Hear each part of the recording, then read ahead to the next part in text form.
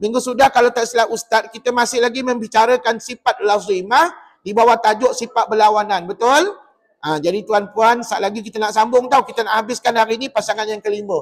InsyaAllah. Tapi sebelum tu marilah sama-sama tau. Kita baca doa terlebih dahulu dan sebelum itu kita hadiahkan bacaan Al-Fatihah kita kepada ahli keluarga kita, khususnya ibu ayah, tok nenek moyang kita, guru-guru, adik-beradik kita, sanak saudara kita, dan sesiapa sajalah orang-orang yang kita kenal di luar sana. Mari sama-sama kita hadiahkan bacaan Al-Fatihah kita.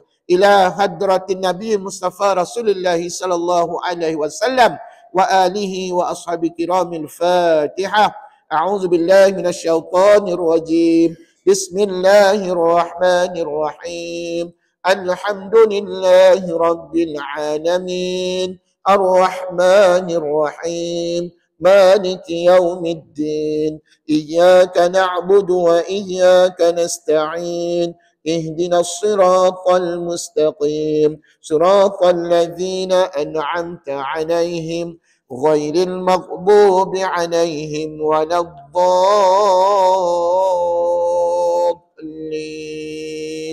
آمين. Sama-sama baca doa.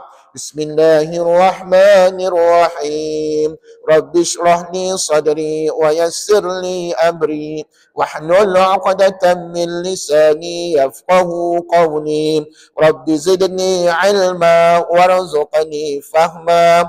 Allahumma arhamna bitarkil ma'asi abadan ma abqaitana. وارحمنا أن نتكلف ما لا يعنينا وارزقنا حسن النظر فيما يرضيك عنا.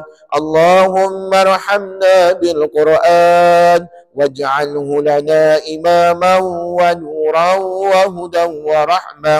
اللهم ذكرنا منه ما نسينا وعلمنا منه ما جهلنا وارزقنا تلاوته آناء الليل وأطراف النهار واجعله لنا حجة يا رب العالمين. Alhamdulillah. Baik tuan-puan, sedikit peringatan kepada tuan-puan. Esok lusa Khamis malam Jumaat kita akan menyambut 1 Muharram 1447 Hijriah.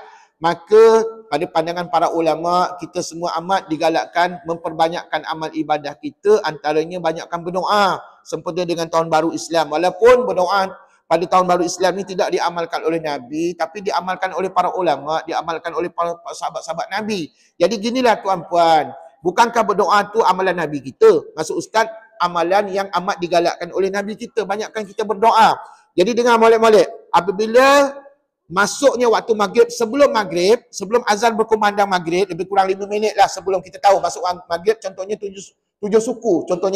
Maknanya 7-10 minit tu tuan-puan boleh berdoa akhir tahun. Doa akhir tahun. Kat mana doa tu? Dalam buku Yasin ada. Umpama saya buku Yasin kat belakang tu ada. Andai kata tuan-puan tak nak baca doa ikut dalam buku Yasin, tuan-puan boleh doa apa saja kepada Allah Subhanahu Wa Taala. Ustaz, saya tak reti bahasa Arab, bahasa Melayu boleh ke? Boleh. Janji kita berdoa. Di saat itu, insya-Allah doa kita mustajab. Doa kita dimakbulkan oleh Allah Subhanahu Wa Taala. Dan puan-puan doalah minta panjang umur, doa minta murah rezeki, sihat, ya, dan dipermudahkan segala urusan dunia dan akhirat. Dan jangan lupa juga minta doa kebahagiaan dalam rumah tangga kita, tuan-puan. Ya, kadang-kadang rumah tangga kita ni macam-macam Allah uji. Jadi tuan-puan minta pada Allah Subhanahu Wa Taala. Okey. Selepas itu azan maghrib pun berkumandang. Selepas saja habis azan maghrib berkumandang, maka tuan-puan sekali lagi berdoa. Doa apa pula? Doa awal tahun. Doa awal tahun ni pun ada dalam buku Yasin tu. Puan-puan pergi tengoklah. Ustaz, saya ni tak reti nak baca dalam buku Yasin macam mana, Ustaz? Puan-puan buka TV Al-Hijrah. TV1, TV Al-Hijrah ada siaran langsung doa akhir tahun. Daripada mana? Daripada Masjid Negara ataupun Masjid Putrajaya. Jadi kita sebagai orang biasa buat apa? Tanda tanganlah aminkan doa ya oleh Tok Imam. Boleh? Tuan-puan boleh ya? InsyaAllah.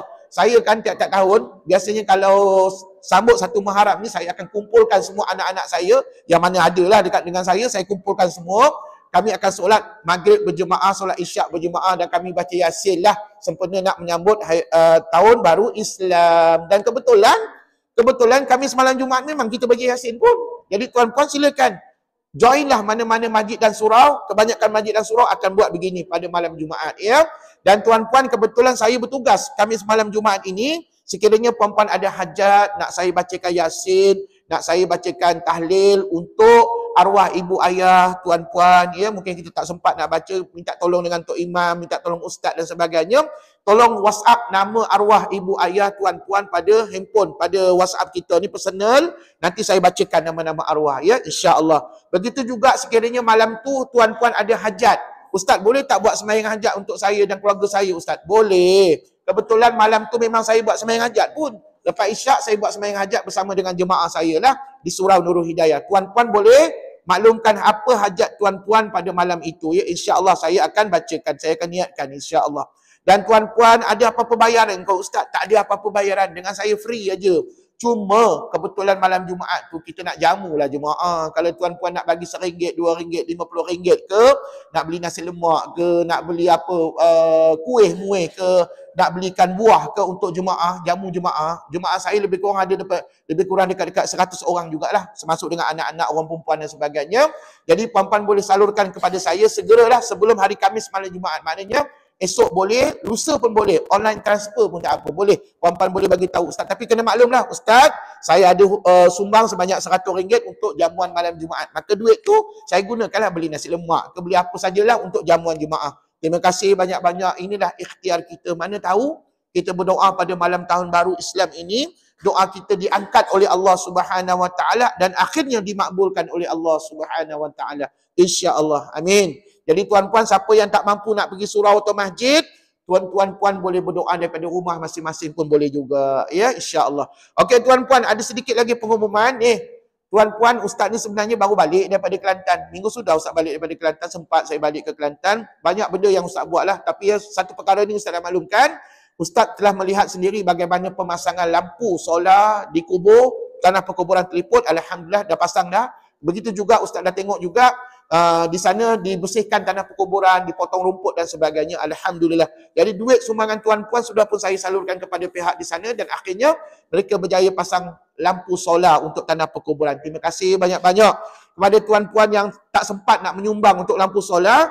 Tuan-puan boleh menyumbang untuk mengecat tembok tanah perkuburan yang akan saya buat pada minggu ini insya-Allah. Setakat mana yang saya mampu buatlah. Dia ada 2 tanah perkuburan.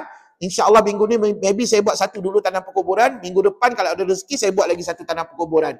Jadi tuan-puan, setakat ni sumbangan ustaz baru dapat 2,000 lebih, 2,500 lebih kurang macam tu lah.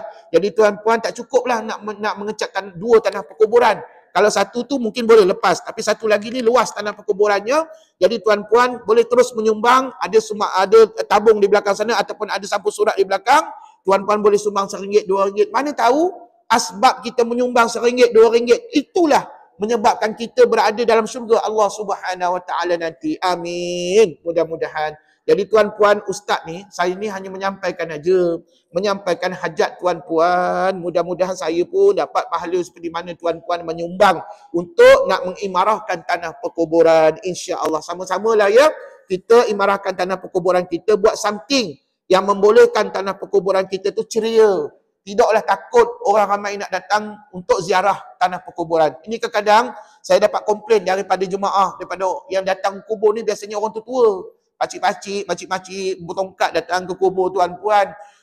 Dia mengadu dengan ustaz. Ustaz, kenapa tanah perkuburan kita semak samun? Takutlah makcik nak lalu ustaz. Saya kata sabarlah makcik. Nanti saya buat something lah. Saya buat potong rumput dan sebagainya. Jadi tuan-puan, itulah aduan jemaah kepada ustaz dan saya tolong sampaikan. Dan saya pernah jumpa sendiri tuan-puan ular sawa, ular tedung ada dekat tanah perkuburan. Ya Allah. Kenapa? Sebab apa? Dia punya rumput tu dah panjang. Tak sempat nak dipotong. Jadi tuan-puan mungkin tak ada dana dan sebagainya. Jadi saya harap dengan sumbangan sedikit daripada kita ni, dapatlah kita imarahkan tanah perkuburan. Ya, insya-Allah. Terima kasih banyak-banyak. Mudah-mudahan apa yang kita lakukan dianggap sebagai amal soleh, sebagai bekalan kita di hari kiamat. Amin. Okey, dan tuan-puan, pada baru-baru ni juga ustaz dah settlekan ya. Dah selesaikan dah. Semua daging korban ustaz dah bagi dah daripada Kelantan ustaz bawa ke KL tau. Ustaz bagi asnaf di KL kita. Ramai, ada lebih kurang 150 kilo daging saya bagi baru-baru ni kepada golongan asnaf. Terima kasih banyak-banyak. Maka dengan ini saya isytiharkan maka ibadah korban tahun ini telah pun selesai. Di bawah saya lah, di bawah Pertubuhan Kebajikan Baitul Hasan. Maknanya, kita agihkan daging asnaf tu merata-rata tempat. Bukan sekadar di Kelantan saja, saya agihkan juga di Kuala Lumpur. Alhamdulillah. Terima kasih atas kepercayaan tuan-puan. InsyaAllah panjang umur, sihat kita, tahun depan kita buat lagi ya ibadah korban. Amin. Okey tuan-puan, marilah kita fokuskan kepada kuliah kita ni. Apa khabarlah hukum sifat lazimah yang Ustaz dah ajar sebelum ini? Dah habis ke belum ceritanya? Belum lagi, ada berapa pasangan lagi? Ada satu lagi pasangan yang tuan-puan belum habis belajar dengan Ustaz, iaitu pasangan yang kelima. Tuan-puan semua ada tak nota ni? Ada tak nota ni? Ada kan? Cuba buka nota ni. Kalau tuan-puan tengok di situ, di bawah tajuk sifat lazimah, kita sedang bicarakan tentang sifat berlawanan atau berpasangan. Yang mana di bawah tajuk ini, tuan-puan kena belajar sebanyak berapa belas sifat? 11 sifat ataupun berapa pasangan? 5 pasangan. Tu jawapan tu ada ke atas, tuan-puan tengok je dan baca dan fahamkan apa yang saya ajar. Tuan-puan, nampaknya kita dah sampai kepada pasangan kelima. Ustaz teruskanlah kepada pasangan kelima. Mudah-mudahan hari ini kita dapat baca Quran yang baru iaitu jilid yang ke-7 insya-Allah. Jadi tuan-puan, tapi sebelum kita teruskan kepada pasangan yang kelima, boleh tak sebut 4 pasangan sebelum itu? Kita mulakan dengan pasangan yang pertama. Sebut sama-sama. Apa lawan apa? Hams lawannya jah. Terus. Rakhawah lawannya tawassul, lawannya syiddah. Terus. Lawannya istifal. Terus.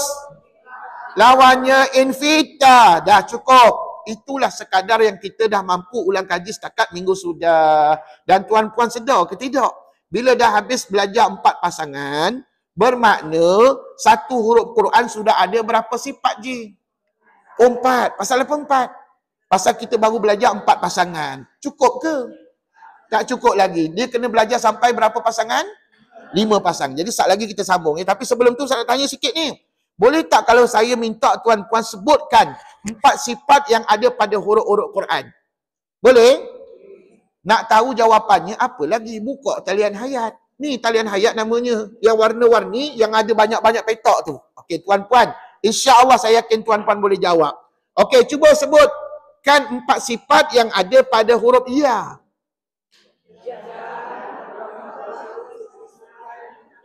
Stop. Jangan sebut sifat yang kelima ataupun sifat yang keenam. Jangan sebut sebab itu kita belum ulang kaji lagi. Okey. Bermakna jah, rakhawah, istifal, infitah, itulah 4 sifat yang ada pada huruf ya. Bagaimana 4 sifat yang ada pada hamzah? Syiddah, istifal, stop. Okey, kalau Ustaz tukar sikit soalan, apakah perbezaan sifat antara hamzah dengan iya?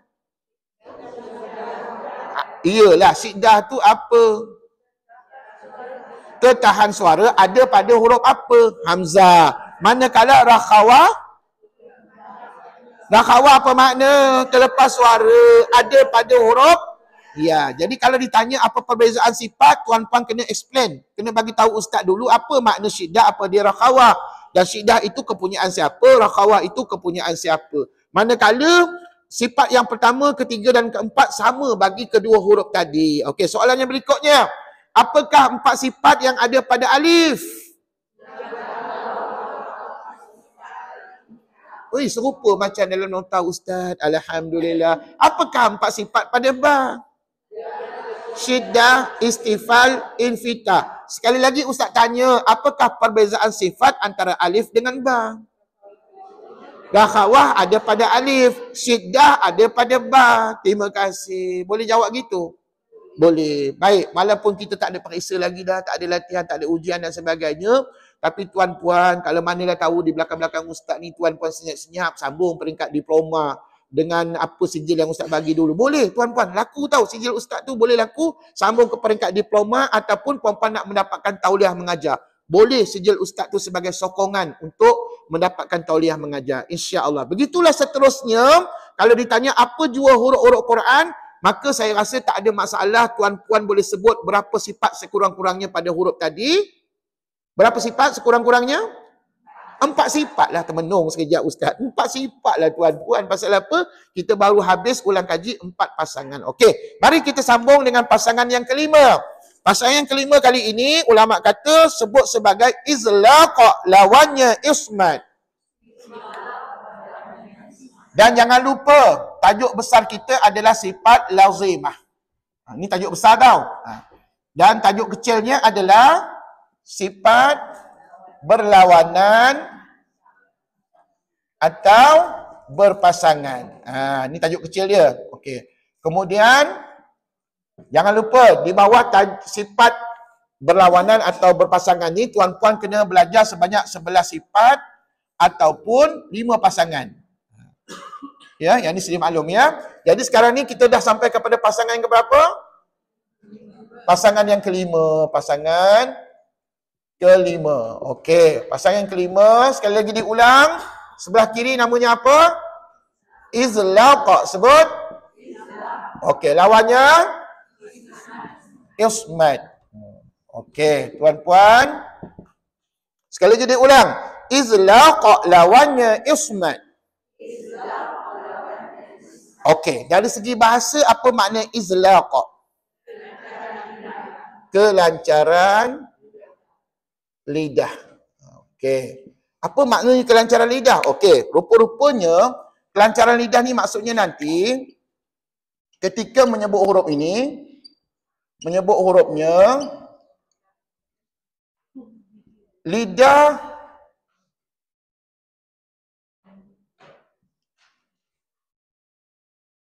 ataupun kata ulama tidak langsung menggunakan anggota lidah ketika menyebut hurufnya. Ketika menyebut huruf tidak langsung menggunakan anggota lidah. Setakat itu saja statementnya. Kemudian kata ulama untuk huruf izlaq ni, lidah itu mudah ataupun huruf itu mudah disebut atas sebab huruf itu, kejap ya.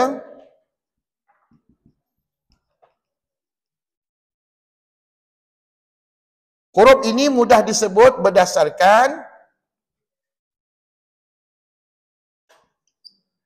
kefasihan orang Arab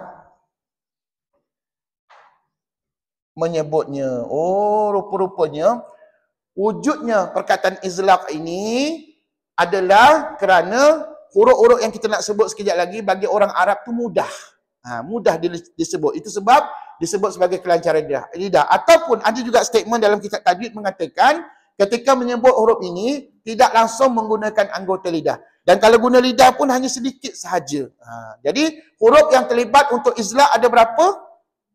Ada 6 huruf, tak banyak ya. Ada 6 huruf sahaja. Apakah 6 huruf itu? Sabar, sebut tiga-tiga. Barafa, sebut. Lam mim nun. Ba, ra, fa, lam, mim, nun. Okey. Cuba bagi tahu Ustaz, kalau tuan-puan dah pernah ulang kaji makhraj huruf dengan saya, daripada 6 huruf ini, huruf mana yang langsung tak gunakan lidah? Ba. Lagi? Fa. Mana guna lidah? Lagi? Mim. Dah cukup. Nun guna lidah, puan. Nun guna hujung lidah. Okey. Jadi 3 huruf ini confirm tak guna langsung lidah ketika menyebut hurufnya. Maka senanglah bagi kita nak kelancaran lidah ataupun senanglah bagi kita nak menyebut huruf-huruf tersebut, ya. Manakala ra, lam dengan nun gunakan lidah tapi hanya sebahagian kecil saja anggota lidah tu digunakan. Contohnya nak sebut ra, dia hanya gunakan belakang hujung lidah sahaja. Nak sebut lam, dia hanya gunakan tepi hujung lidah sahaja. Nak sebut nun juga dia hanya menggunakan hujung lidah saja. Maknanya hanya sebahagian kecil lidah saja digunakan. Maka kesimpulannya ke-6 huruf ini bagi orang Arab mudah untuk mereka menyebutnya. Dan mudah-mudahan kita walaupun bukan orang Arab, kita juga boleh menyebut huruf ni dengan mudah. Mari kita buat praktikal macam biasa. Huruf ba yang berbaris macam mana dulu? Ikutlah Ustaz. Ba, bi, bu. Senang kan? Rapatkan dua bibir secara kuat. Betul? Sekali lagi. Ba, bi, bu. Aba, iba, uba. Sabdu. Abba, ibba, ubba. Mudah ke susah nak sebut? Senang, mudah nak sebut. Pasal apa? Langsung tak guna lidah je. Maka itu sebab dimasukkan sebagai sifat izlaq. Kelancaran lidah tu maksudnya langsung tak guna lidah ketika menyebut huruf ba. Okey, bagaimana dengan ra? Ra, ri, ru. Bagi orang yang sihat, yang tidak pelat, maka tak ada masalah nak sebut ra. Di mana ulama pesan, belakang hujung lidah kamu lengkungkan ke gusi hadapan sebelah atas. Jadi tuan-puan, sekali lagi, ra, ri, ru. Ataupun matikan dia puan, aru, ir, uru. Ataupun sabdukan dia, arra, irra, urra. Lidah puan bergetar tak? Bergetar. Bergetar maknanya sehatlah lidah tuan-puan. Alhamdulillah. Kerana apa? Ada orang yang tak sihat lidahnya. Ada. Contohnya mungkin anak cucu kita yang mungkin pelat lidahnya, dia tak boleh sebut ra. Dia akan lebih kepada huruf ghin. Jadi tuan-puan syukur Alhamdulillah. Jadi senang ke susah nak sebut ra tadi? Senang, asalkan lidah kita tidak pelat lah. Ya, tuan-puan. Begitu juga dengan huruf fa. Pun senang juga. Lancar juga lidah kita. Ataupun dalam masa yang sama, nak sebut fa ni langsung tidak menggunakan lidah. Ya, ketiga-tiga huruf ini tidak guna lidah. Tidak gunakan lidah. Maka itu sebab disebut sebagai kelancaran lidah. Okey, macam mana sebut huruf fa? Fa, fi, fu. Af, if, uf. Affa, iffa, uffa. Guna lidah tak?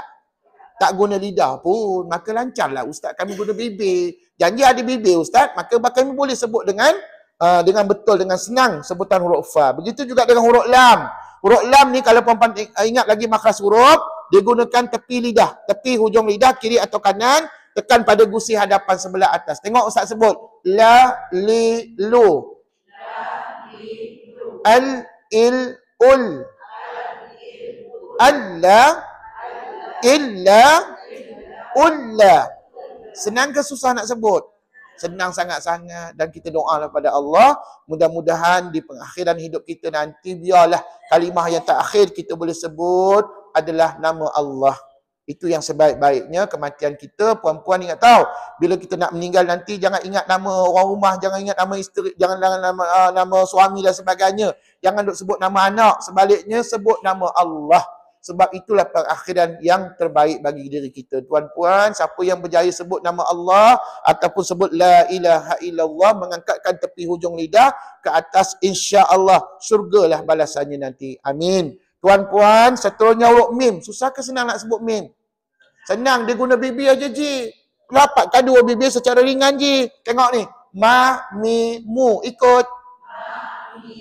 Am, im, Cuba baca yang sabdu. Cepatnya. Amma. Janganlah cepat sangat bunyi. Kena bunyi dengung dua harakat. Amma. Sebut. Terus. Imma. Lagi satu. Jangan lupa, bila mim tu bersabdu, dia ada bunyi sengau. Bunyi sengau tu bunyi apa? Bunyi dengung dalam rongga hidung. Selama berapa? 2 harakat, 2 kiraan. Okey. Senang ke susah nak sebut mim tadi? Senang aja. Begitu juga dengan huruf nun. Walaupun huruf nun menggunakan hujung lidah, tekan pada gusi, tetapi senang bagi kita nak nyebut. Tengok ni. Na, ni, nu. Kalau dimatikan an, in, un. Sabdukan inna. Wih, pandai bawa diri. Alhamdulillah. Ustaz doakan tuan-puan ni pandailah bawa diri seorang-seorang di rumah. Di rumah Ustaz tak ada, melainkan tuan-puan bersama ahli keluarga di rumah. Jadi itu sebabnya tuan-puan, ketika baca Quran, kalau tuan-puan ada kemuskilan, tak tahu nak baca termenung lama Ustaz, saya tak tahu nak baca macam mana. Saya dah belajar dengan Ustaz tapi saya lupa hukum tajwid. Macam mana Ustaz saya nak buat? Tuan-puan ambil gambarlah ayat tersebut. Tanyalah kat Ustaz. Kan ada nombor telefon Ustaz kan? Tanya kat Ustaz. Ustaz minta maaf ganggu Ustaz sekejap. Saya tak tahu nak baca ayat ni. Dah 5 minit saya termenung Ustaz. Tak tahu nak baca macam mana Ustaz. Boleh tak Ustaz rakamkan suara ataupun bacakan contoh bacaan yang betul bagi ayat ini? InsyaAllah saya rakamkan suara saya. Jadi tuan-puan, handphone kita canggih tuan-puan. Anak cucu bagi hadiah hari jadi, bagi handphone dan sebagainya. Gunakan kemudahan itu untuk kita belajar Quran. Quran. Allahu Akbar. Ni dengan izin saya ya. Tuan puan-puan boleh WhatsApp saya personal, tanya dengan ustaz macam mana nak baca mana-mana ayat Quran. Insya-Allah. Jadi kesimpulannya, ke-6 huruf ini kata ulama mudah untuk disebut. Maka itu sebab dia mempunyai sifat izlaq. Sifat apa tadi? Izlaq. Okey, teruskan dengan lawannya apa? Ismat. Ismat tu apa? Tertahan lidah. Okey, untuk ismat hurufnya berapa? 23 huruf. Banyak ya. Maknanya selain daripada huruf-huruf izlaq tadi 6, bakinya berapa huruf? 23 huruf. Maka disebut sebagai huruf ismat. Ismat ni maksudnya apa? Tertahan lidah. Okey, bila tertahan lidah, maka kata para ulama sebutannya ada sekatan. Sebutannya ada unsur sekatan ataupun tertahan lidah kita ketika menyebut huruf-huruf itu. Okey, hurufnya ada banyak. Mari kita senaraikan dulu. Apakah huruf-hurufnya? Cuba sebut tiga-tiga. Sebut tiga-tiga ya. Ustaz nak tulis ni. Okey, ready? 1, 2 mula. Alif, ta, tha, lagi jim, ha, kha, dal, zal, zai, lagi sin, shin, sad, lagi bad, qa, dha, lagi ain, ghin, fa, kaf. Kaf ke qaf? Kaf. Okey, lagi qaf, waw, ha, lagi waw, ha, hamzah, ya. Okey, pastikan huruf yang sebelah kanan dengan huruf yang sebelah kiri tak boleh sama. Ingat tau, tak boleh sama. Kalau dah 6 huruf kat sini, huruf ni tak boleh ada kat sana. Okey, tuan-puan, saya nak tambah sikit nota berkenaan dengan tertahan lidah ya. Kata ulama dalam kitab-kitab tajwid, ismat ini ketika menyebut hurufnya, lidah akan digunakan ataupun tertahan.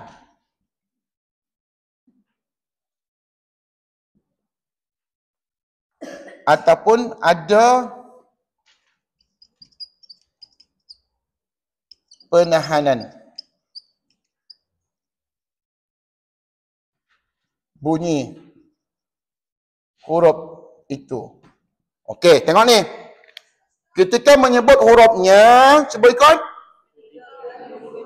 Lidah akan digunakan atau tertahan atau ada unsur penahanan bunyi huruf itu. Dan puan tahu tak, daripada 23 huruf ni, cuba bagi tahu ustaz, huruf mana yang mesti menggunakan lidah? Okey, kita mulakan dengan alif, ta, tha. Huruf mana? Ta dengan tha. Okey, saya bulatkan tau. Saya bulatkan ya. Saya bulatkan. Huruf ni mesti gunakan lidah. Lagi? Jim guna lidah tak? Guna lidah. Okey, lagi? Dal, zal, zai. Guna lidah belaka. Lagi? Sin, shin, sad. Lagi? Dad, ta, dha. Lagi? Kaf, qaf. Lagi? Ya, nanti dulu jangan tak ada pula. Tengok, tuan-puan, daripada 23 huruf banyak tak? Boleh dikatakan sebahagian besar huruf-huruf ni menggunakan lidah kan? Maka sat lagi lidah itu akan tertahan pada anggota tertentu, maka itu sebab dinamakan sebagai ismat. Ismat pada semua huruf-huruf ini. Okey, kita ambillah huruf-huruf yang saya bulat-bulatkan tu. Contohnya huruf ta, tha, jim, dal, dal, zai dan seterusnya huruf-huruf yang lain. Okey. Kita ambil contoh huruf yang saya bulatkan sahaja. Okey. Tuan-puan, macam mana nak tahu huruf-huruf ni bersifat ismat? Okey. Jalan yang terbaik, kita bubuh sabdu atau mati pada huruf itu. Andai kata kita bubuh sabdu, ikut ustaz boleh? Atta. Atta. Tertahan tak ujung lidah? Itu namanya ismat. Kemudian tha. Atha. Tertahan tak ujung lidah? Itu namanya ismat. Jim. Ajja. Tertahan tak tengah lidah? Tertahan pada langit-langit. Maka itu namanya ismat. Kemudian dal, adda. Tertahan tak ujung lidah lagi? Tertahan juga. Itu namanya ismat. Dal, adda. Zai, azza. Semua tertahan belaka. Sin, assa. Shin, asya. Sad, assa. Dad, adda. Ta, atta. Dha, adda. Kaf, akka. Qaf, aqa. Ya, ayya. Ayya lah tuan-puan. Allahu Akbar. Tuan-puan, sedarlah kita bahawa semua huruf yang Ustaz bulat-bulat tu banyak kan? Semuanya tertahan lidah. Betul? Maka tu sebab namanya ismat. Bagaimana huruf-huruf yang Ustaz tak bulatkan, Ustaz? Okey, dengar molek-molek. Huruf-huruf yang saya tak bulatkan ini, contohnya huruf ha, kha, ain, ghin, waw, ha dengan hamzah ini, kata ulama, dia lebih kepada ketika menyebutnya ada unsur tertahan juga. Tetapi tertahan tu lebih kepada suara kita. Contohnya kita ambil huruf ain dengan ghin. Ni paling senang. Contoh yang paling senang. Tengok ni. Kalau ain kita matikan. Ada unsur tertahan ke tidak? Ada. Walaupun tidak melibatkan lidah, tetapi ada unsur tertahan, maka itu sebab dinamakan sebagai ismat. Begitu juga dengan ghin. Ada unsur tertahan. Begitu juga dengan waw, sebut. Au pun tertahan juga.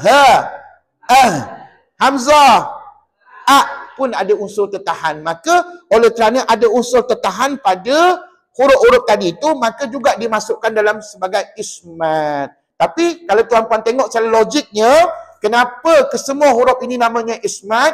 Sebab sebahagian besar huruf-huruf ini menggunakan lidah, dan lidah kita tertahan pada anggota tertentu ketika kita menyebut huruf-hurufnya. Jadi tuan-puan, maka dengan ini saya istiharkan, tamatlah sudah pembelajaran sifat huruf berlawanan ataupun berpasangan di bawah tajuk sifat lazimah kita. Tapi kena ingat puan-puan, ada 1 minggu lagi, minggu depan, Ustaz nak habiskan cerita tentang sifat tunggal. Selagi tuan-puan tak habis sifat tunggal, selagi itu belum diisytiharkan merdeka.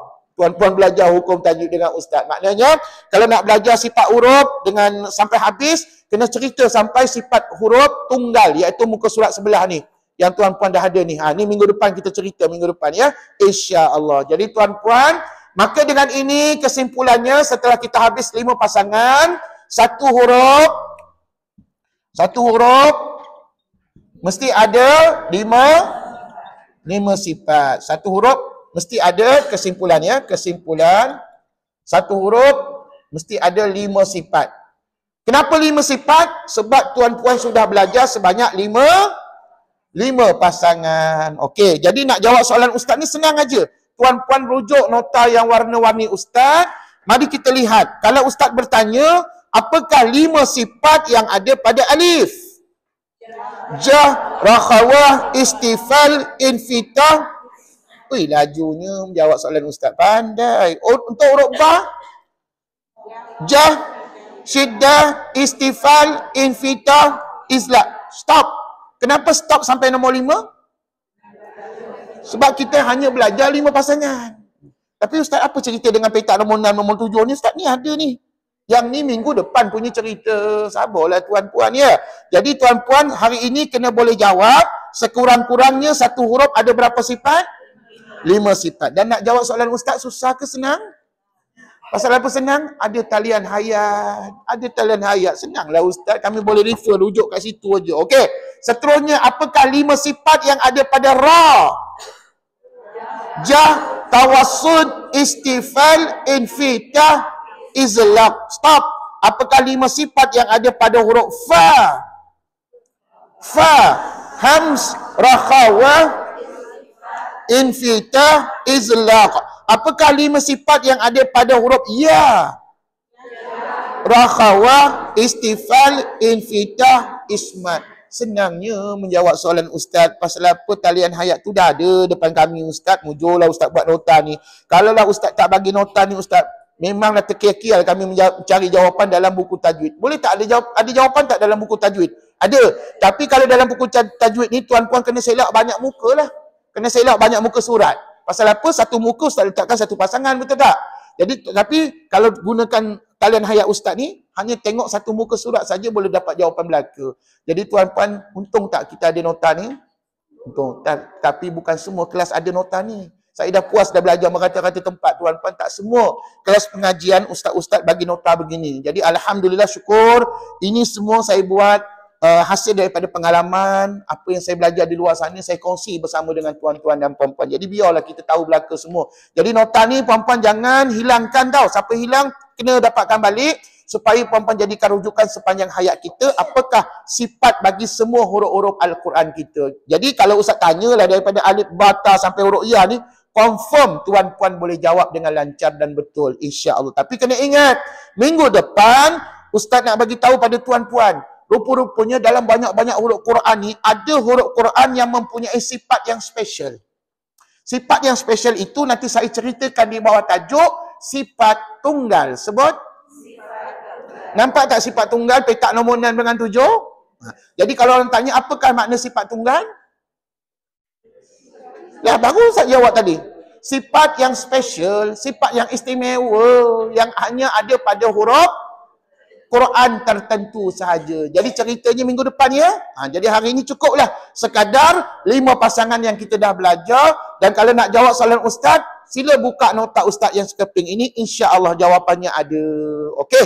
Jadi tuan-puan, tutuplah cerita tentang 5 pasangan tadi. Marilah kita baca Quran. Saya tahu niat kita masuk kelas ini bukan sekadar kita ulang kaji. Malahan kita cuba sedaya upaya nak khatamkan Quran. Dan hari ini kita dah sampai Quran jilid yang ke-7, betul?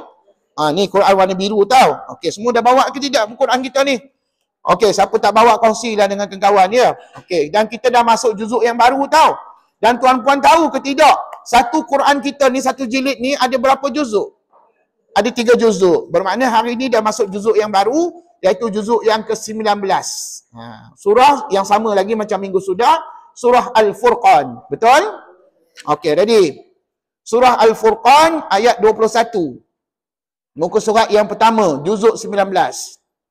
Bermakna, kalau dikira-kira, tuan-puan lebih kurang ada, lebih kurang 11 juzuk lagi untuk khatam Quran dengan ustaz. Berapa lama lagi ustaz? Tuan-puan tak usah tanyalah berapa lama. Nanti tuan-puan rasa lama pula dengan ustaz. Macam ni lah, tuan-puan, datang je lah setiap minggu dengan ustaz.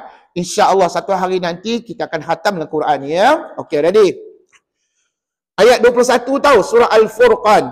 Dan tuan-puan oleh kerana hari ini kita belajar satu pasangan ataupun pasangan yang kelima namanya Izla' lawannya Ismat tadi.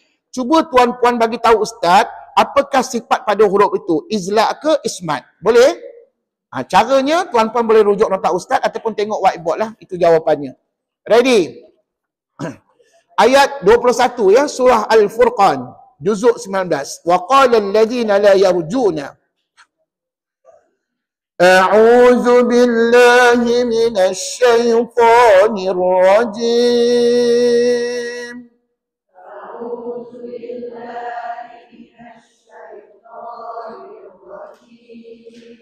بسم الله الرحمن الرحيم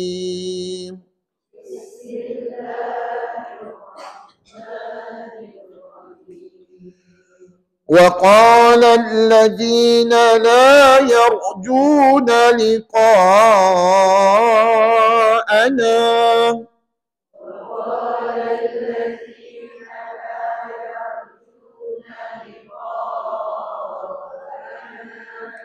لولا أنزل علينا الملائكة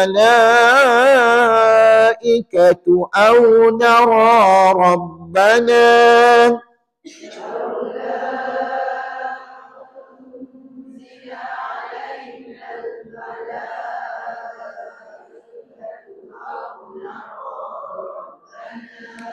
لقد استكبروا في أنفسهم وعتوا عتوا كبيرا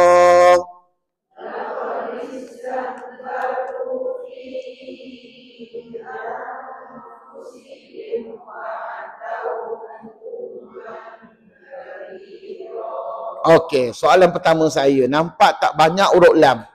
Contohnya perkataan wa qala allazina la yarjuna liqa'ana, banyak lam kan? Okey, lam ni dia mempunyai sifat izla' ke ismat?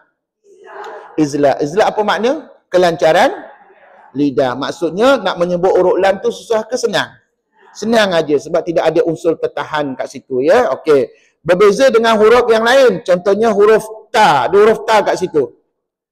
Huruf ta ada tak? Wa'atau utuwan kabira. Puan-puan nampak tak ujung ayat tadi? Maka ta itu sifatnya izlaq ke ismat? Ismat sebab ada unsur tertahan lidah ketika menyebut huruf itu. Yauma yarawna al-malaikata la bushra yauma idzin lil mujrimin.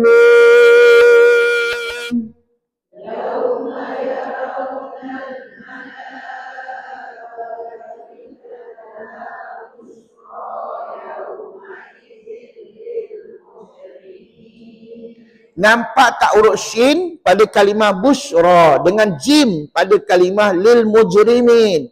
Ustaz nak tanya, shin dengan jim tadi ismat ke izlaq? Ismat. Kenapa ismat? Ada unsur tertahan lidah. Bahagian mana lidah kita yang tertahan? Ustaz ni banyak soal lah Ustaz, dah tertahan lidah. Sudahlah Ustaz jawapannya. Dengar molek-molek, tak apalah. Ustaz bertanya ni tak apa, biar Ustaz jawab. Sebenarnya shin dengan jim tadi, bahagian mana yang tertahan? Jawapannya tengah lidah. Bukankah nak sebut jim dengan shin, tengah lidah tu angkat ke mana? Langit-langit. Jadi tertahanlah dekat langit-langit. Itu sebab namanya ismat. Terima kasih. Tuan-puan harap-harap sukalah ya Ustaz soal jawab. Dan tuan-puan jangan risau. Kalau tak boleh jawab, siapa jawab? Biarlah Ustaz jawab. Ghostan balik. La bushra yawma idzin lil mujrimina wa yaquluna hijran mahjura.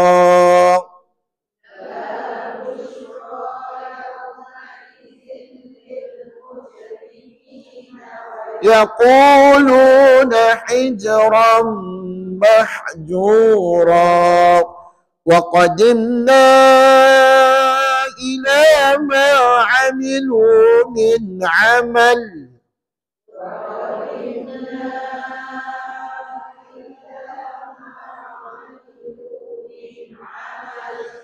Min amalin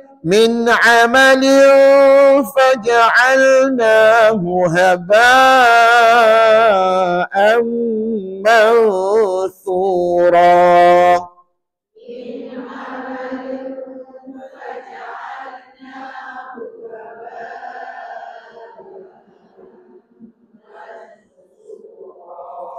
Ashabul jannati yawma idzin khairum mustaqarra.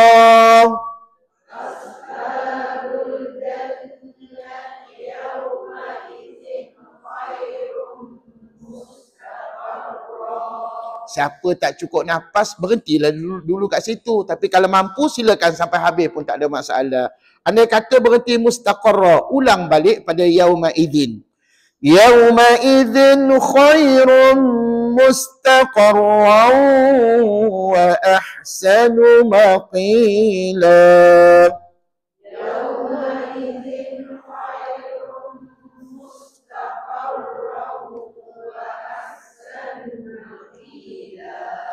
وَيَوْمَ تَشَقَّقُ السَّمَاءُ بِالْغَمَامِ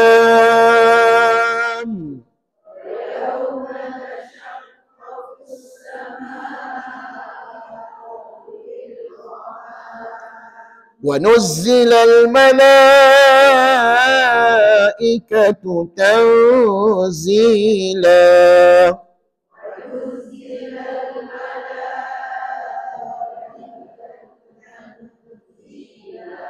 Nampak tak huruf zai pada kalimah wanuzzila? Soalan saya, dia bersifat ismat ke izlaq? Ismat. Sebab ketika nyebut huruf zai itu, kita akan gunakan lidah, betul? Bila gunakan lidah, maka ada unsur penahanan di situ, maka dia layak bersifat ismat pada huruf zai. Al-mulku yawma idzinil haqqu lirrahman.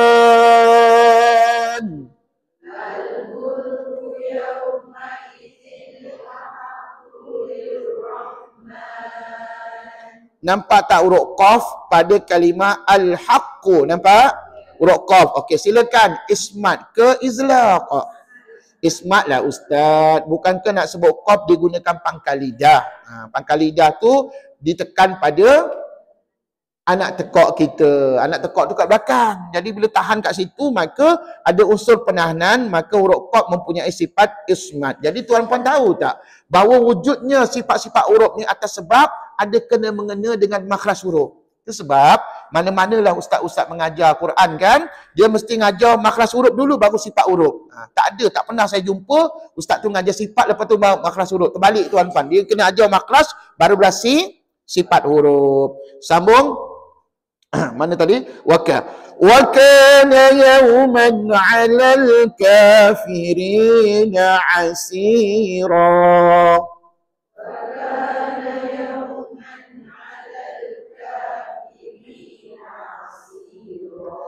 Wa yawma ya'addu adh-dhalimu 'ala yadayhi yaqul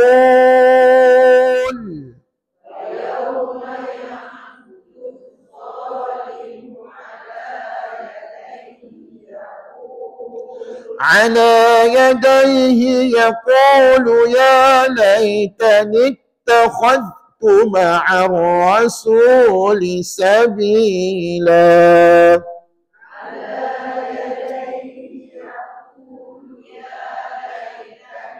اتخذت مع الرسول سبيلا. Puan-puan nampak tak huruf zal pada kalimah ya laitani takhadtu? Cuba sebut ittakhadtu. Nampak tak huruf zal? Jangan melantun dan pastikan hujung lidah itu tertahan. Nak sebut zal ni hujung lidah keluar sikit tapi kena tahan dekat gigi kacip. Maka ada unsur tertahan kan? Maka huruf zal tadi mempunyai sifat ismat, bukannya izla. Ya, ismat tu unsur tertahan pada sebutannya. Sambung. Ya wailata laitani lam attakhidh fulanan khalila.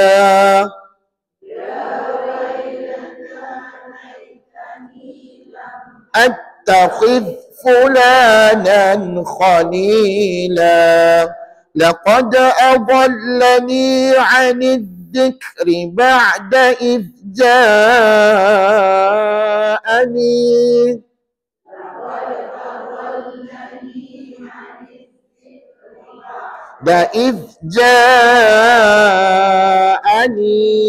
Hati-hati tahu, saya cukup risau huruf zal yang mati. Kadang-kadang saya dengar pelajar saya melantun idza salah.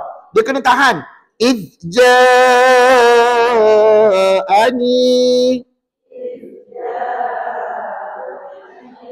Iya gitu. Tertahanlah hujung lidah pada gigi kacip. Ustaz, masalahnya gigi kacip saya tak ada. Macam mana Ustaz? Maka tuan-puan tahanlah pada gusi. Allahu Akbar. Gusi pun tak ada. Carilah apa-apa puan-puan kat luar sana. Letaklah kat situ. Pastikan ada. Pasal apa? Kalau tak ada susah nak sebut zal nanti. Keluar angin je banyak kat situ. Jadi tuan-puan kena ada something untuk menahan lidah kita supaya huruf zal tadi tidak melantun ataupun tidak salah sebutannya. Wa kana asy-syaitanu lil insani khadula.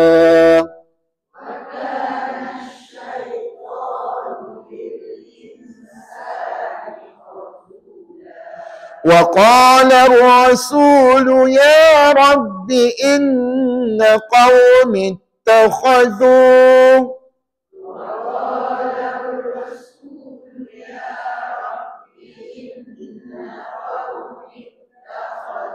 Stop. Bila berhenti qaum ittakhadhu, jangan terlajak sampai 4-5 harakat. Dia boleh 2 harakat aja kat situ ya.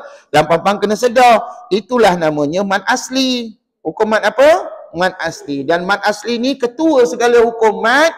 Dan kata ulama dia mad yang paling banyak dalam Quran. Senang sangat kita jumpa ya. Okey, go stand balik. Inna qaumi ittakhadhu hadzal Qur'ana mahjura. Inna qaumi ittakhadhu hadzal Qur'ana mahjura. Sekejap. perasan tak? Start daripada awal kita baca ayat surah Al-Furqan ni sampai dah ayat 30 sekarang ni, puan-puan perasan tak? Di hujung ayatnya semuanya hanya mad iwad semata-mata. Betul? Maksud ustaz kena baca 2 harakat je. Jangan terlajak tau. Ustaz kalau saya terlajak 45, syok ustaz nak baca Quran ni. Memanglah syok tuan-tuan, tetapi salah kalau baca 45. Kalau buat juga contohnya mahjura, panjang 45 harakat, maka hukum bacaannya makruh. Makruh tau. Maksudnya apa? Makruh tu maksudnya apa? Buat tak dosa, tinggal dapat pahala. Jadi perkara makruh tu elok buat ke elok tinggal aja? Elok tinggal, pandai. Jadi janganlah baca 45. Dah tahu dah hukumnya mad iwad, maka baca 2 harakat aja. Sambung. Wa kadzalika ja'alna likulli nabiyyin aduwwan minal mujrimin.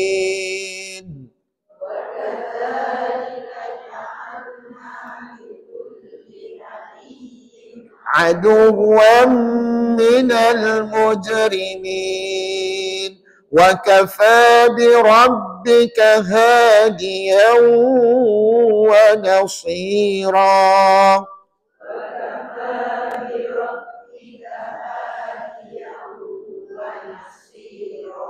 وقال الذين كفروا لولا نزل عليه القرآن جملة واحدة.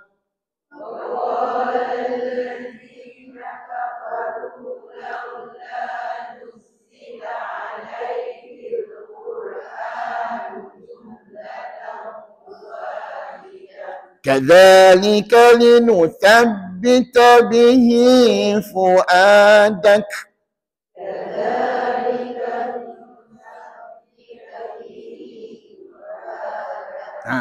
Terkeliat lidah tuan baca ya. Linuthabbita. Sebut. Kadang-kadang banyak-banyak titik tu Ustaz tak tahu, mata saya dah lah rabun. Saya tak perasan titik-titik tu ada 3, kejap 2, kejap 1 Ustaz. Okey, Ustaz Malik, dengar molek-molek. Kalau kita tak berapa pasti, tak berapa confident membaca Quran, tuan-puan boleh rasakan sendiri ya. Kalau tersangkut-sangkut bacaan, pesan arwah tok guru saya, kamu ulang balik ayat tadi 2-3 kali pun tak apa. Tengok. Kadzalika linuthabbita bihi fuadak.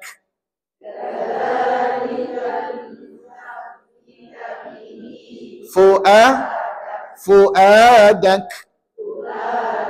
Perasan tak di hujung tadi ada kaf? Okey, kaf ni bersifat ismat ke izlaqa? Ismat lah ustaz. Bukankah nak sebut kaf tu kita gunakan pangkal lidah? Pangkal lidah kita ditekan ke langit-langit. Maka tertahanlah dekat situ. Maka tertahannya pada huruf kaf tadi namanya ismat. وَرَتَّلْنَاهُ تَرْتِيلًا.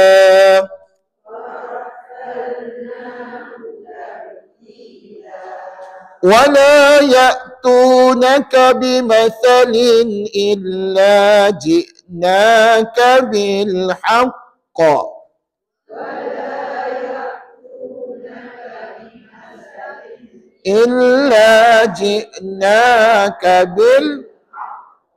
إِلَّا جِئْنَاكَ بِالْحَقِّ وَأَحْسَنَ تَفْسِيرًا.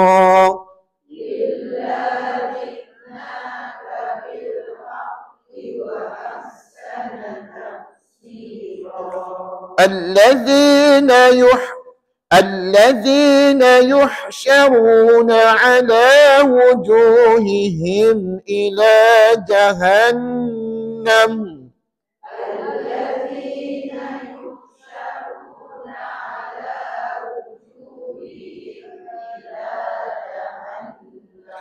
إلى جهنم أولئك شر مكانا وأضل سبيلا.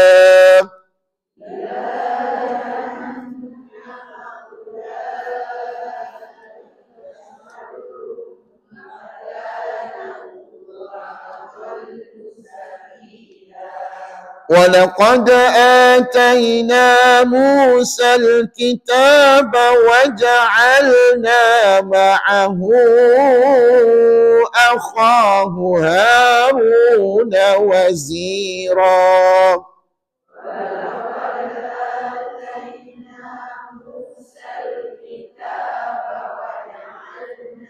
معه أخاه هارون وزيرا فقلنا اذهبا إلى القوم الذين كذبوا بآياتنا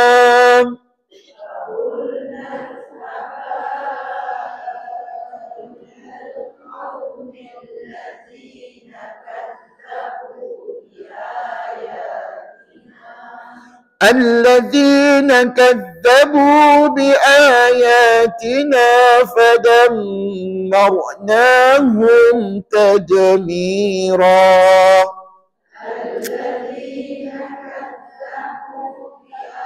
آياتنا فدمرناهم تدميرا. Perasan tak ada huruf dal pada kalimah tadmira. Huruf dal tadi ada unsur tertahan hujung lidah. Betul? Maka dia akan bersifat ismat ke izlaqa. Ismatlah ustaz, pandai. Wa qauma nuhin lamma kadzabur rusul.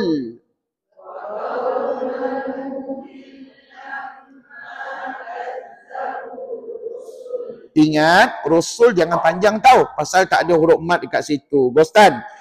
Lamma kadzabur rusula aghraqnahum wa ja'alnahum linnasi ayah. Kadzabur rusula aghraqnahum wa ja'alnahum linnasi ayah. وأعتدنا للظالمين عذابا أليما.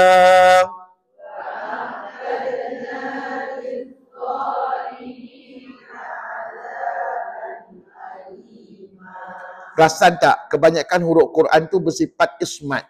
Ismat ni maksudnya tertahan lidah ataupun tertahan suara lah ketika nak menyebut huruf tu, ya. Hanya sebahagian kecil saja ataupun 6 huruf saja yang mempunyai sifat izlaq. Wa 'adan wa thamud wa ashabar rass wa quruna.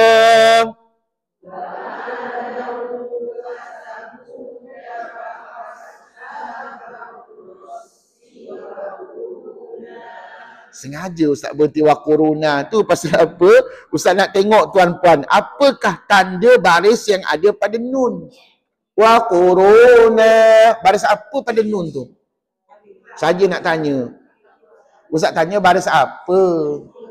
Baris 1 ke 2 ke? Baris 2 di atas. Itulah jawapannya. Bukan Ustaz tanya hukum apa. Jadi tuan-puan, Ustaz di atas nun tu baris 2 di atas. Betul? Tanwin dah kiranya baris 2 di atas. Jadi bila kita wakaf, tuan-puan kena baca gini. Wa quruna. Kalau orang tanya mat apa? Mat apa? Hampir-hampir tak jadi mat senyap. Tuan-puan tak menjawab soalan ustaz. Itu namanya mat iwad lah. Mat iwad. Mat iwad ni sentiasa guna baris 2 di atas. Tak kisahlah di mana-mana pun berada kalimah itu, asalkan kita berhenti, maka cukup syarat jadi man iwad. Ingat tahu bila berhenti wa quruna tadi man iwad. Gostan balik. Wa ashabar rassi wa quruna baina dhalika katsira.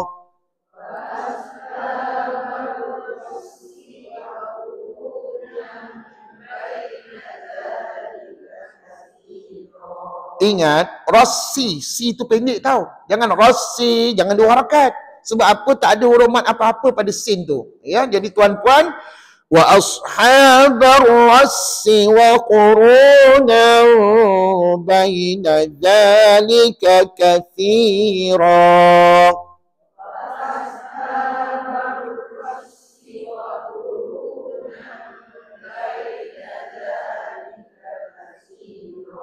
perlu diingatkan. Wa quruna tu mat iwad kalau kita berhenti. Kalau kita sambung, maka mat iwad tak ada lagi dah. Dia akan jadi hukum iklab. Oi, pandai. Mana kita tahu iklab tu ada mim kecil? Jumpa pula dengan huruf ba selepasnya kan? Maka takkan lain, mesti hukum iklab pada dia. Hukum iklab ni apa yang kita boleh tahu tentang dia? Bila sebut je iklab, maka dengunglah bacaan. Ingat iklab, ingat dengung. Dengung tu bunyi apa? Sengau kat mana? Dalam hidung, dalam rongga hidung berapa lama? Pandai dah. Alhamdulillah. Dua apa? 2 rakaat. Okey, pandai. Makin banyak ustaz soal kami ustaz, makin pandai kami jawab soalan. Alhamdulillah. Ini semua hasil daripada pembelajaran yang bertahun-tahun pada tuan-tuan dan puan-puan. Alhamdulillah. Jadi ingat tau, senang aja. Iklab ni, bila dengar je mana-mana ustaz sebut iklab, maka dalam ingatan kita jangan ingat lain, melainkan dengung bacaannya, ya. Tapi nak dengungkan tu kena hati-hati tau. Jangan tutup bibir. Tapi sebenarnya benda ni khilaf di kalangan ulama.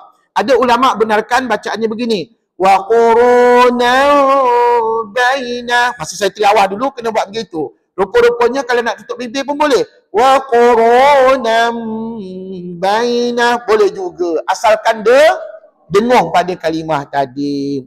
Sambung ayat berikutnya 39. Wa kullan darabna lahul amthal.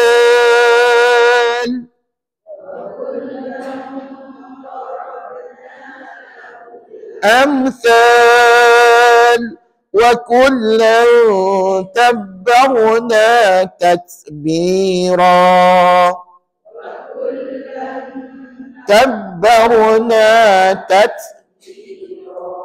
Sambung sebelah. وَلَقَدْ أَتَوْا عَلَى الْقَرْيَةِ الَّتِي أُمْطِرَتْ مَطَرَ السَّوْءِ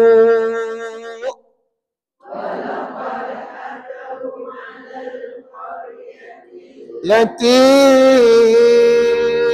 أمطرت مطر السوء. Cuba ulang perkataan di tengah-tengah. Umtirat matar as-sawu.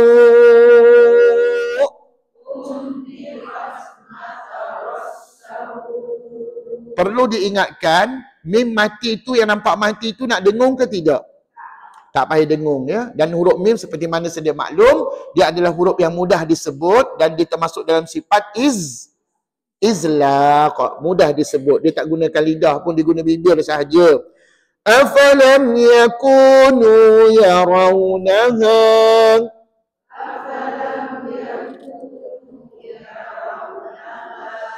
بَلْ كَانُوا لَا يَرْجُونَ نُشُورًا.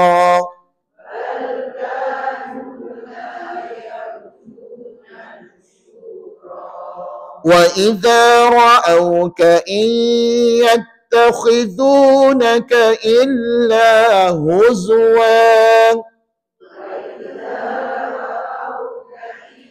يَتَّخِذُونَكَ إِلَّا هُزُوًا أَهَذَا الَّذِي بَعَثَ اللَّهُ رَسُولًا. ذا الذي بعث الله رسولا إن كاد ليضلنا عن آلهتنا لولا أن صبرنا عليها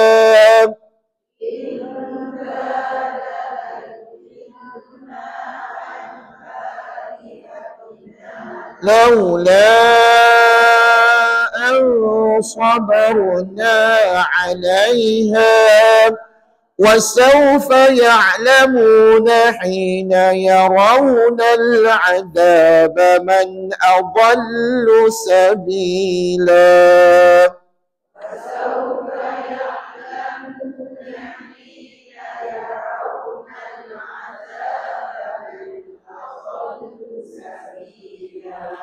أرأيت من اتخذ إلهه هواه أفأنت تكون عليه وكيلا.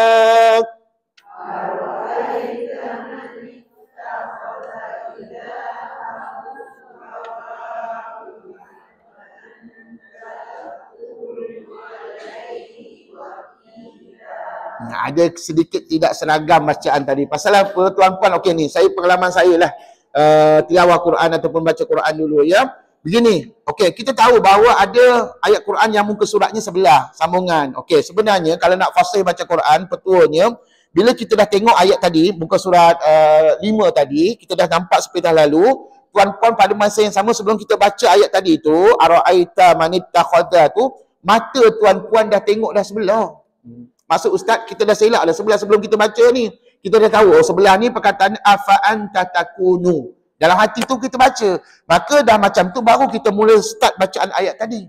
Itu cara kita nak fasih baca Quran. Bukannya masa baca tu baru nak selak sebelum. Jawabnya tuan-puan, tergagaplah kita. Ya, puan-puan dengarlah apa yang saya katakan berdasarkan pengalaman saya membaca Quran. Maknanya sebelum kita baca tu ayat tu kita dah tengoklah sepintas lalu, termasuklah muka surat sebelah kita dah tengoklah sepintas lalu ayat apa kita nak sebut selepas muka surat tadi. Okey, sekali lagi kita ulang balik ayat ke-43 tadi ya. Kita sambung dengan sebelah tau. Terpaksa kita sambung pasal apa? Ayat ni tak berapa panjang. Ara'aita man ittakhadha ilahahu hawahu afa anta takunu alaihi wakila.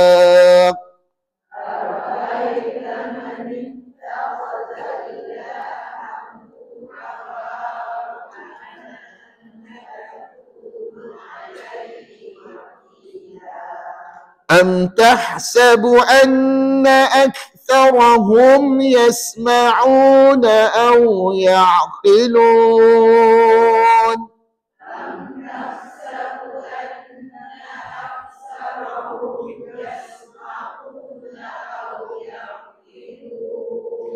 إن هم إلا كالأنعام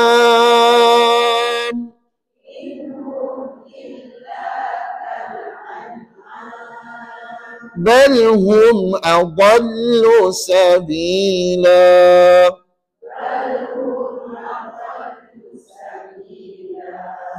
ألم تر إلى ربك كيف مد الظل ولو شاء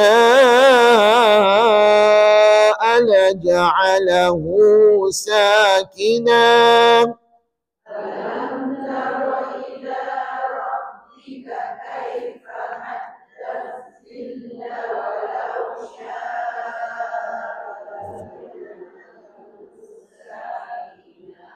Puan-puan tahu tak bezakan huruf tebal dengan nipis? Okey, kalau puan-puan perhatikan kalimah maddadzilla, ada berapa huruf yang tebal?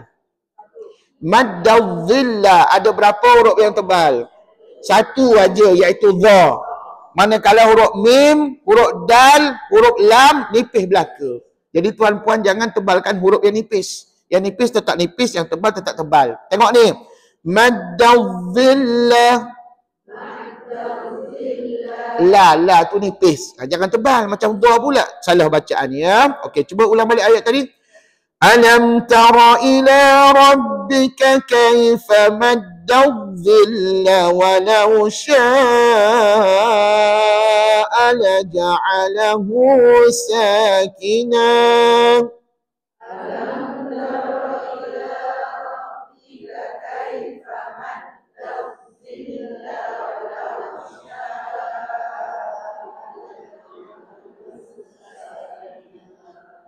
ولو شاء لجعله ساكنا ثم جعلنا الشمس عليه دليلا.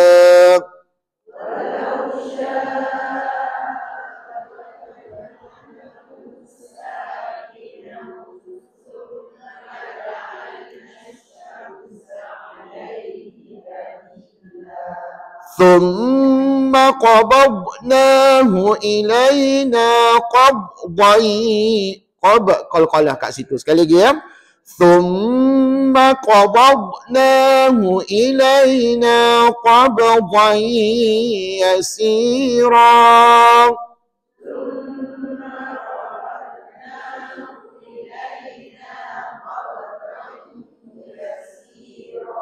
Berhati-hati pada dua kalimah. Yang pertama, mari kita ulang perkataan thumma. Selepas itu tengok ni.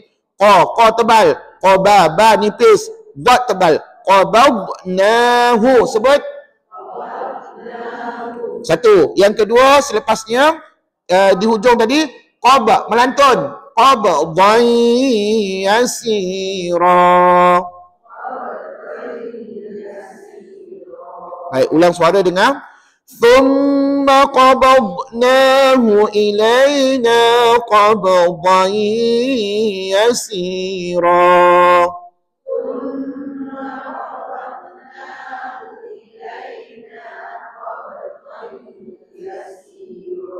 Nampak tak? Mula-mula qabadnahu tak melantun sebab dia huruf dad. Tapi second tu qabdai, yang tu melantun sebab melibatkan huruf ba. Sambung. وَهُوَ الَّذِي جَعَلَ لَكُمُ اللَّيْلَ لِبَاسًا وَالنَّوْمَ سُبَاتًا.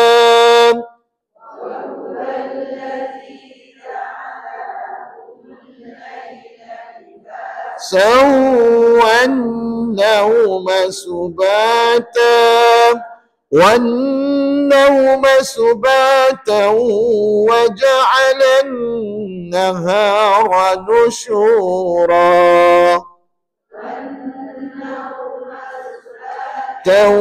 وَجَعَلَ النَّهَارَ نُشُورًا. Pandai, sambung.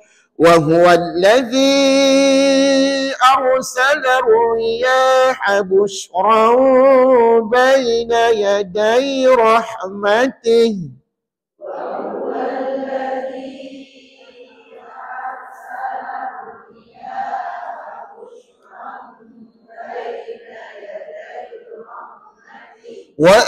وَأَنزَلْنَا مِنَ السَّمَاءِ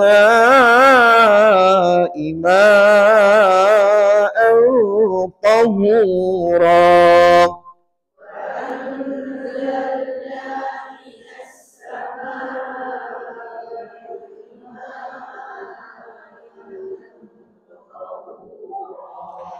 لِنُحْيِيَ بِهِ بَلْدَةً مَيْتًا وَنُسْقِيَهُ.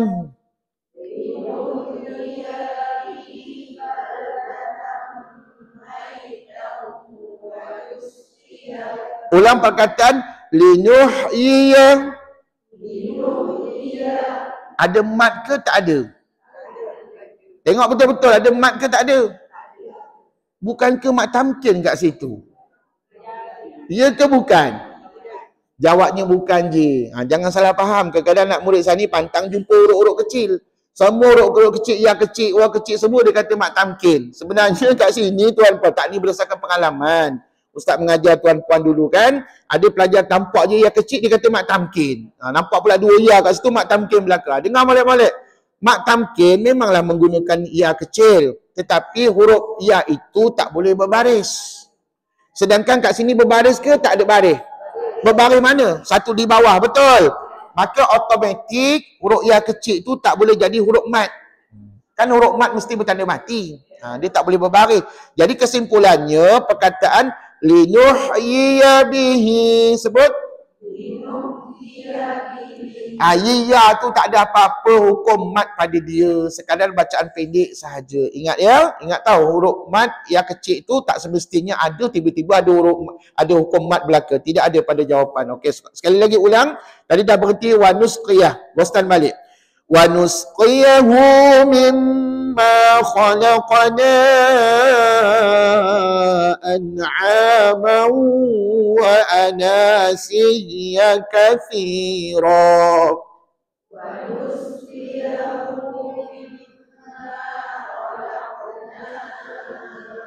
أنعاما وأناسيا كثيرا وأناسيا كثيرا.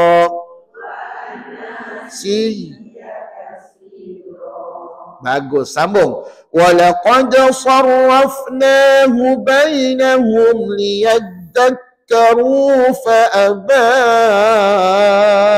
أَكْثَرُ النَّاسِ.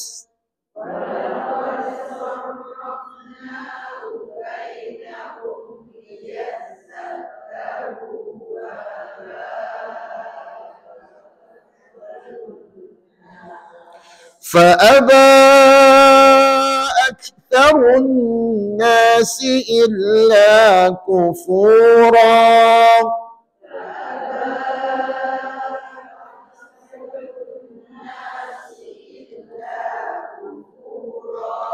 ولو شئنا لبعثنا في كل قرية نذيرا.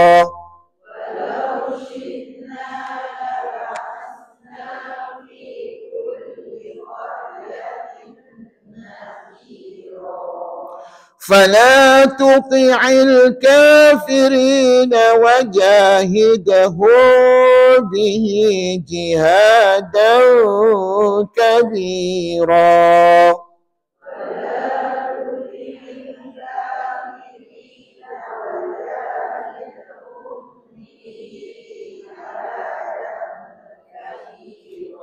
Okey, baik, sambung ayat berikutnya. Bila kita nak baca ayat ni, sebelum kita baca, kita dah tinjau dah ayat sebelah tu. Ayat sebelah tu, hadza adbun furatu wa hadza. Dah tahu dah nak berhenti kat mana. Okey, lepas tu baru kita baca. Jadi, wa huwa allazi marajal bahraini hadza adbun furatu wa hadza.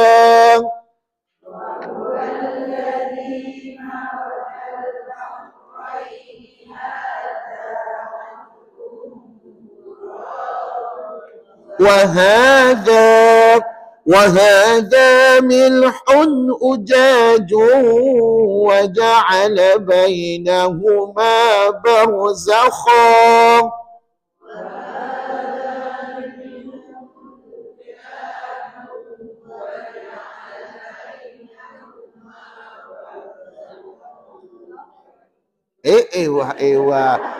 Terlampau syuk sangat baca. Lebih khusyuk daripada ustaz baca. Itulah anak murid telajuk baca. Okey, tadi saya berhenti kat mana?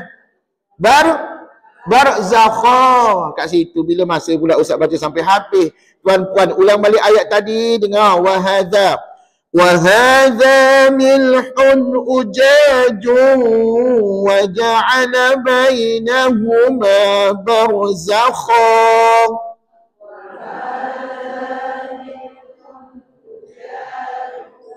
وَجَعَلَ بَيْنَهُمَا بَرْزَخًا.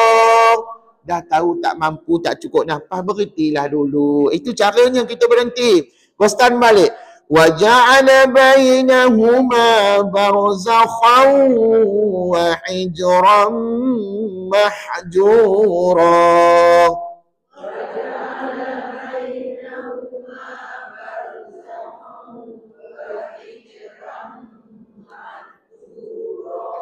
وهو الذي خلق من الماء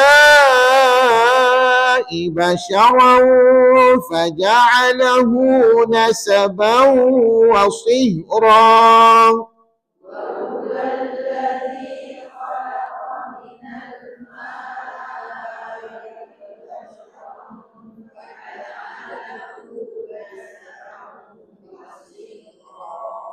فجعله نسبا وصهرا.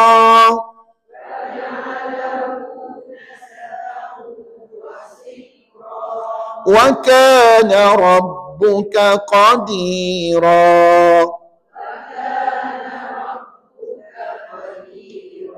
Mesti ada beza kaf dengan qaf. Kalau rabbuka itu kaf, kalau qadira itu qaf. Jadi satu nipis, satu tebal. Wa kana rabbuka qadira.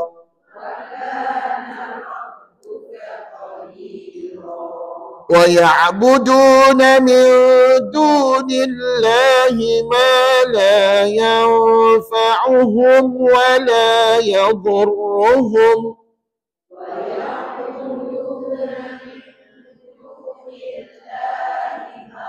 لا ينفعهم ولا يضرهم وكان الكافر على ربه ظهيرا.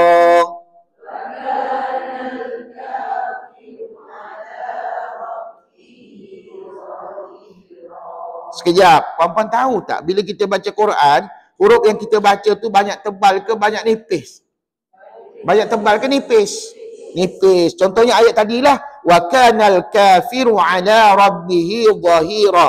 Basicnya huruf yang tebal ada satu je, iaitu huruf dha. Huruf dha saja yang tebal.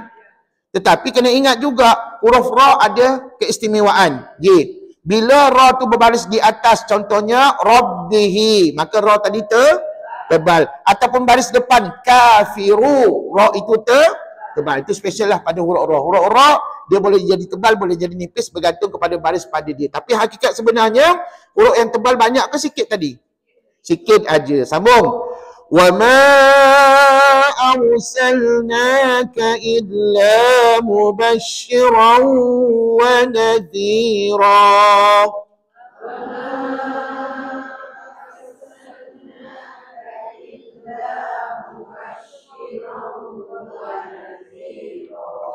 قل ما أسألكم عليه من أجر إلا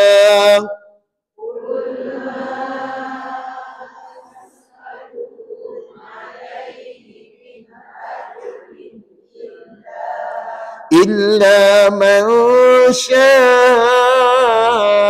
أن يتخذ إلى ربه سبيلا.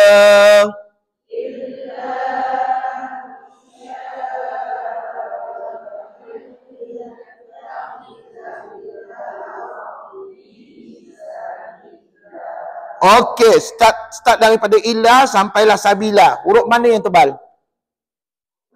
Huruf mana yang tebal? Kha. Satu tu je yang tebal. Kalau ikut basic dia punya sifat lah. Kha saja yang bersifat tebal. Tetapi jangan lupa, ada tak ra tebal dalam bacaan tadi? Ada satu, iaitu Rabbihi. Pandai. Yang lain? Huruf lain? Lebih bersifat nipis. Jadi tuan-puan kena terimalah hakikat baca Quran, begitulah dia. Sambung. وَتَوَكَّلْ عَلَى الْحَيِّ الَّذِي لَا يَمُوتُ وَسَبِّحْ بِحَمْدِهِ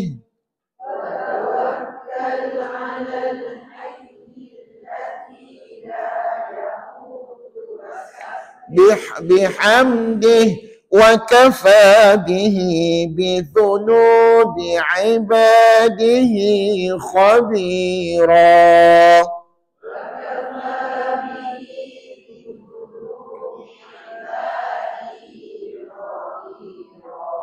الذي خلق السماوات والأرض وما بينهما في 6 أيام.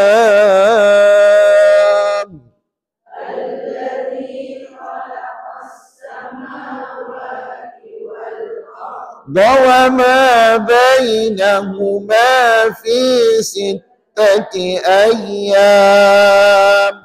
وما بينهما في 6 أيام ثم استوى على العرش.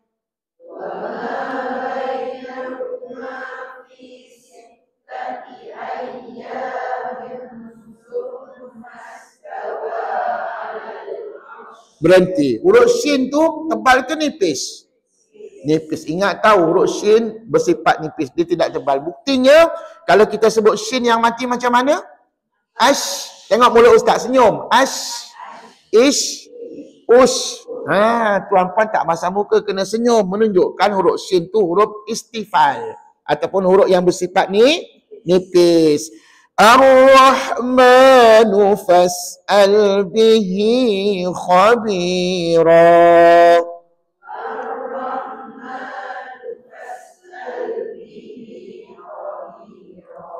Sadaqallahul azim.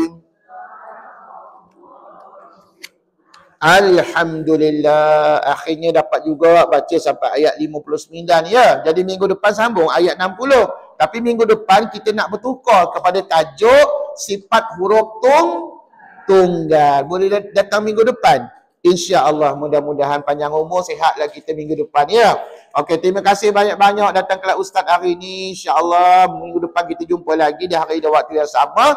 Dan teruskan perjuangan kita mempelajari ilmu Al-Quran hinggalah ke akhir hayat kita, insyaAllah. Amin. Okey, diakhiri kuliah dengan tasbih kafarah dan juga surah Al-Asr. Bismillahirrahmanirrahim. Subhanakallahumma wa bihamdik asyhadu an la ilaha illa anta astaghfiruka wa atubu ilaik. Bismillahirrahmanirrahim. Wal 'asr innal insana lafi khusr illa alladhina amanu wa 'amilus salihat wa tawasaw bil haqqi wa tawasaw bis sabr. Assalamualaikum warahmatullahi wabarakatuh.